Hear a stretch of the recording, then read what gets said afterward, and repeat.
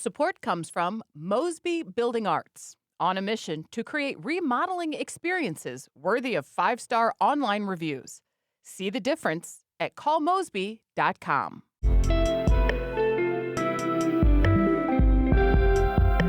From the St. Louis Public Radio Newsroom, this is The Gateway. It's Friday, March 27th. I'm Jonathan Ahl, in for Abby Larico. The Angel Band Project brings music therapy to women who've experienced sexual violence. Participants write and record original songs. It's difficult for me to hear other people's stories, whether I relate to them or not. It's not easy. So when you can do something sonically, it just hits you in a different therapeutic way. The story of tomorrow's Angel Band Project benefit show, that's coming up on The Gateway. The Missouri House yesterday passed its version of the state budget for the upcoming fiscal year. Within the $50.3 billion operating budget is a new way of funding higher education. As St. Louis Public Radio's Sarah Kellogg reports, that received pushback from both Democrats and Republicans, with many saying it would devastate some schools. House members voted 83 to 66 to pass the bill funding higher education. That's only one above the needed number to pass legislation in the House. While the bill doesn't change the total amount allocated to Missouri's colleges and universities compared to last year, it does alter how much each school gets, largely depending on enrollment. Democratic Representative Kim Smith said this model would result in a 19.7% reduction of funding for St. Louis Community College. That's over $9 million. While we were told that this does not change the total amount, this reduction cooks our schools. That budget bill now goes to the Missouri Senate, where it faces criticism. In Jefferson City, I'm Sarah Kellogg, St. Louis Public Radio. U.S. Senator Josh Hawley is hoping verdicts against Meta and YouTube prompt Congress to remove lawsuit protections for big technology companies. A jury in California and New Mexico recently found that companies such as Meta and YouTube products were addictive and led to mental distress. Then they ordered those companies to pay millions of dollars worth of damages. Hawley says the case should prompt Congress to scale back what's known as Section 230 protections, which in general shields social media platforms from lawsuits. It's time to stand up. It is time to declare independence for the big tech companies and actually get to work protecting the American people. And I hope that these verdicts will be watersheds. Both Meta and YouTube say they plan to appeal the California jury's ruling.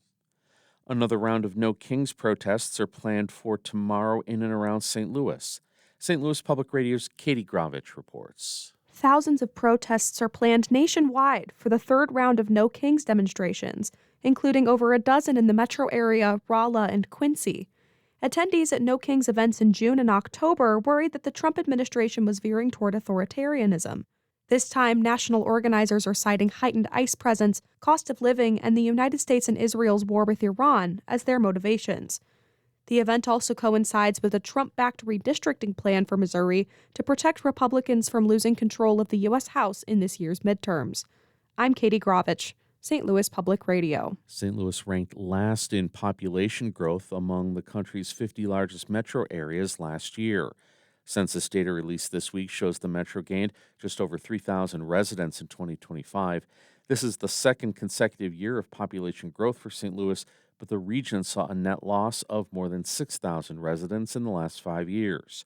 St. Louis had more deaths than births last year, and more people moved out of the city than in, but immigration more than made up for the difference.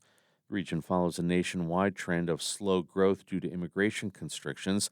9 out of 10 counties in the country saw a decrease in international migration compared to 2024.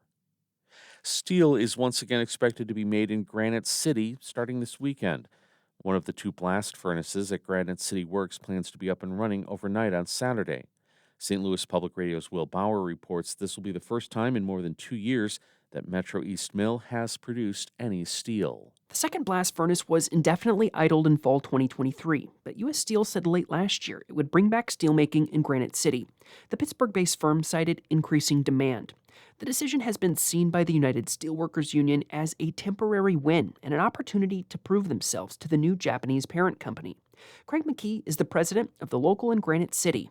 This last go-around was kind of like, man, I don't know if we're ever going to get the opportunity again. So, yeah, very excited. Can't wait to see them first orange slabs coming down through the caster.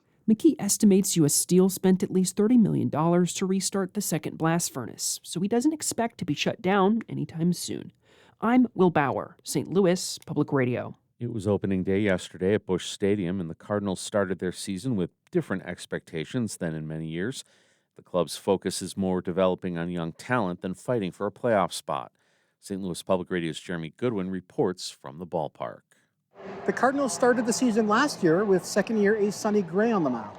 With Gray and other veterans gone following off-season trades, fans will see younger players fighting to form the core of the next great Cardinals team. That suits Mike Pels just fine. He's a lifelong fan who drove from Asheville, North Carolina for his first opening day. I know that the 25 players out there and the coaching staff are going to give 100%. Every one of those players that are in the Hall of Fame was a young player one time. Let's see what they got to offer. That's the attitude that team owners hope will boost ticket sales this year after 3 seasons with declining attendance. From the Upper Deck concourse along the first base line, I'm Jeremy Goodwin, St. Louis Public Radio. The Cardinals won their opener 9-7 over the Tampa Bay Rays in front of a sellout crowd of more than 45,000. The St. Louis Battlehawks start their season tomorrow with a home game against the defending UFL champion, DC Defenders. It's the 5th year and iteration of the team has tried to be part of a successful spring football league. New head coach Ricky Prohl says he's expecting a big crowd and he wants to deliver. St. Louis is just such a great city and they deserve to win, and I want to win for them. So, yeah, that does make me a little anxious, a little nervous because I want it as bad for them as I do for us and our football team. As of Thursday afternoon, the Battlehawks sold almost 32,000 tickets for the opening game. St. Louis has averaged more than twice as many fans as other UFL teams over the past 3 seasons. The St. Louis African Film Festival is hosting its 20th annual event starting today. It will showcase 12 films at Washington University's Brown Hall through the weekend. As St. Louis Public Radio's Andrea Henderson reports, the festival will include films by directors from Senegal, Morocco, and Nigeria. When Ekwa Nsagi began creating films professionally in the early 2000s, she didn't see much African programming. She said most of the films didn't reflect the funny and adventurous East Africans she knew, which pushed her to create what was missing. Sagi will present a filmmaking masterclass Saturday during the St. Louis African Film Festival. She says the event helps connect audiences to various global experiences. Oftentimes, even if it's in a different language, in a different setting, I do find people sort of come away with like, oh my God, I totally feel the same way. Over the weekend, people can view 12 films, including shorts, features, and animations. I'm Andrea Henderson, St. Louis Public Radio.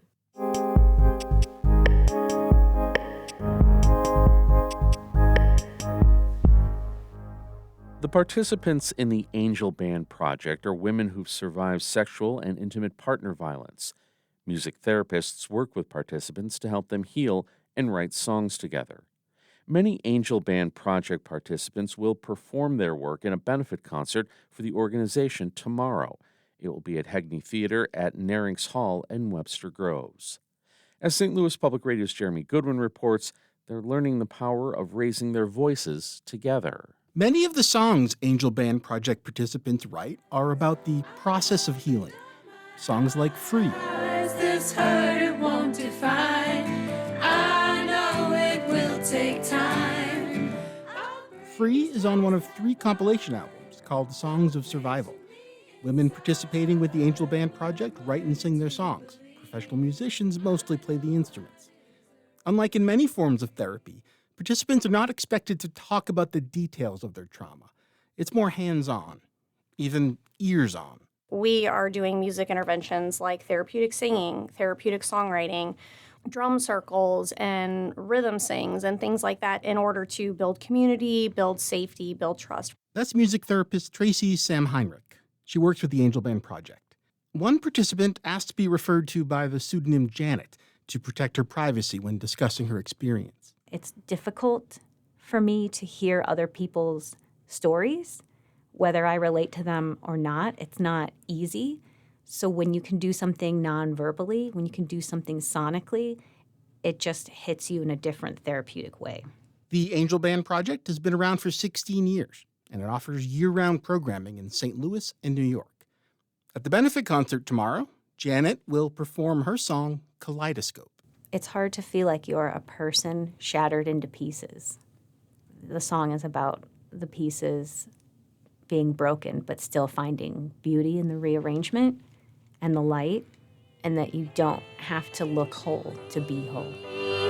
So I'll keep on turning, spinning to see all the colors inside of me. All of my colors blend perfectly. Another participant uses the stage name Dawn Lawyer. We were talking about the song Free and how the last line of every chorus is different. I know I deserve to be free. I know I deserve to be seen. Taken and finally I will be believed. It's really important for survivors to be seen and to be believed so that we can be free. Finally I will be free. After starting music therapy, Dawn knew where she wanted the focus of her song to be. The act of the perpetrator is where a lot of the attention is. And I didn't want my song to be about what other people had done to me. I wanted it to be about me. Through the pain, through the tears, through confusion and through fears, I have learned, I have grown, I have stepped out on my own. I have strength, I have power, I no longer need to cower. 'Cause piece by piece, I am whole. Leaders of the Angel Band Project are looking to expand beyond St. Louis and New York. There are pilot programs underway in 3 other cities around the country. I'm Jeremy Goodwin, St. Louis Public Radio. I don't need to wait for you to judge me if I'm good enough. That story was edited by our Brian Moline. The Gateway is a production of St. Louis Public Radio, theme music by Ryan McNeely of Adult Fur, but today we'll go out with more music from the Angel Band Project. We are a member-supported service of the University of Missouri St. Louis. I'm Jonathan Ahl, and from the St. Louis Public Radio newsroom, this has been The Gateway.